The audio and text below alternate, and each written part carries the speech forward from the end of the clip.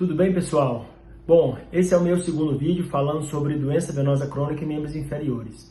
No meu primeiro vídeo, vocês podem pesquisar aqui, eu falei sobre aspectos gerais, aspectos epidemiológicos, fatores de risco.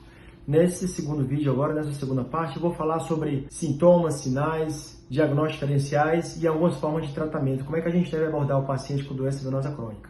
Bom, em relação aos sintomas, os sintomas mais comuns relacionados à doença venosa crônica são dor, geralmente uma dor no final do dia, um cansaço e um peso, nas mulheres geralmente após o período menstrual. É interessante a gente observar que a dor não é uma dor tão forte, ela não vai incapacitar você. Ela é mais um dolorimento, um incômodo que fica te perturbando, é uma coisa que fica recorrendo e geralmente acontece no final do dia, às vezes no início da noite, após a pessoa ter ficado o dia todo em pé, que sobrecarrega a circulação venosa nos membros inferiores. E além desses três sintomas mais comuns, que são dolorimento, o cansaço, a fadiga e o peso, a gente pode observar também muitos pacientes se queixando de ressecamento da pele, muitas vezes não só com o clima, mas o ressecamento da pele, muitas vezes com leve descamação, é muito frequente no paciente com doença venosa crônica.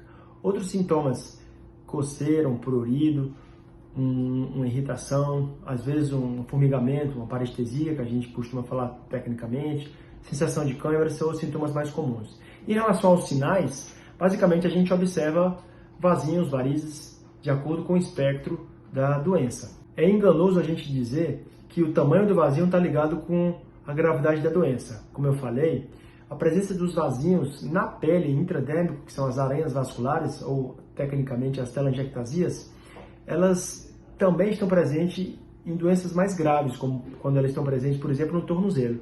Por outro lado, eu posso ter varizes bem grossas em determinada localização, que não tem a ver com a estrutura fisiológica da pessoa, tem a ver com o defeito de uma válvulazinha e a doença é localizada, então também não há gravidade. Uma manifestação interessante, não muito rara, é a claudicação venosa. E o que vem a ser a claudicação venosa?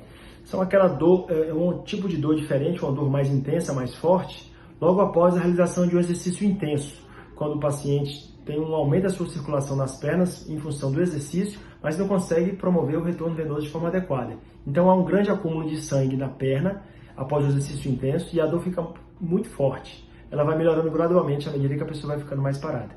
É um quadro que a gente chama de claudicação venosa. Em relação ao tamanho do vasinho, como eu falei, a gente tem vasinhos na própria pele, dentro da pele, que são os vasinhos intradérmicos, telangiectasias ou aranhas vasculares. A gente tem vasinhos um pouquinho maiores, ou venolectasias, que ficam grudados debaixo da pele, na região subdérmica, e tem varizes pequenas, menores do que 3 milímetros. Se a gente tem vasinhos dilatados acima de 3 milímetros, aí a gente já chama de varizes propriamente ditas. O inchaço, o edema, também pode acontecer na doença venosa, mas não é tão pronunciado quando acontece na doença linfática. Mas ele está presente geralmente no final do dia, especialmente na região do tornozelo. Com o avançar da doença, ele pode se estender até um pouco mais na região da panturrilha.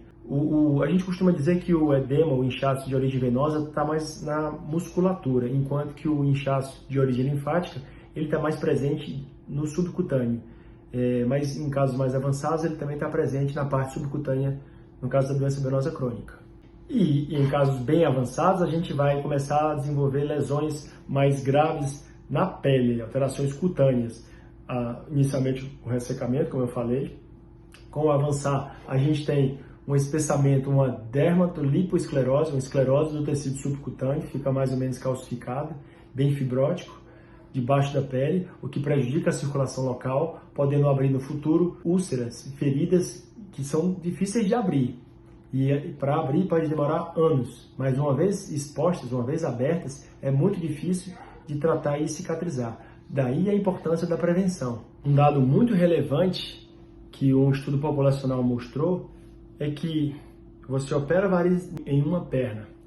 Praticamente metade dos pacientes apareceram varizes na outra perna num período de até 5 anos.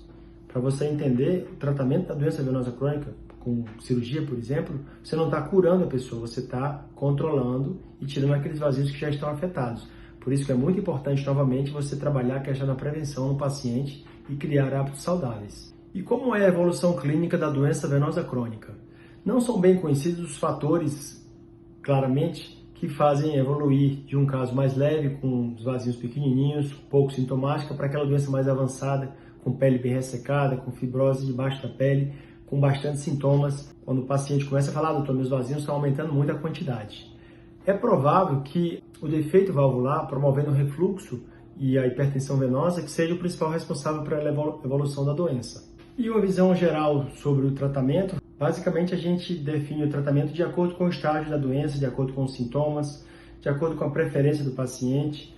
Em casos mais iniciais, com a presença das arenas vasculares, das telangiectasias, com o paciente sem sintomas, basicamente o tratamento é cosmético. A gente pode fazer alguns tipos de tratamento com aplicação, seja com espuminha, com esclerose líquida ou até com laser. Esses tipos de pacientes geralmente não é contemplado, coberto pelo seguro de saúde. Em casos sintomáticos iniciais, a gente pode prescrever orientações gerais como atividade física, controle do peso ou perda de peso, manter sempre o corpo em movimento, uso de meia elástica, uma boa alimentação, boa hidratação, são atitudes interessantes e importantes para aliviar os sintomas. Muitos pacientes que têm receio de partir para uma cirurgia melhoram bastante com essas medidas clínicas.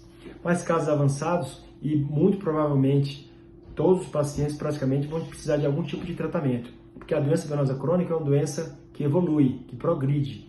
Essa progressão não é uma progressão linear, ela se dá em momentos. Então se sabe ao certo quais são os gatilhos que fazem desencadear uma piora, seja dos sintomas, seja da multiplicação de vasinhos.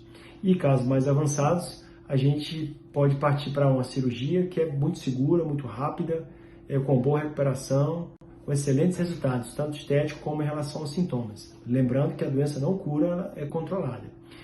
E pensando também numa recuperação ainda mais rápida, vários avanços foram feitos. Você pode fazer um tratamento de varizes quando tem envolvimento da safena com laser, ou com termoablação, ou com outras metodologias. O fato é que o tratamento hoje é seguro, recuperação rápida e bem eficiente. Mas é importante a pessoa ter noção de que ela não vai estar curada, que ela precisa criar hábitos saudáveis. Bom, hoje eu fiz uma visão geral sobre a doença venosa crônica, vou falar mais sobre isso em outros vídeos.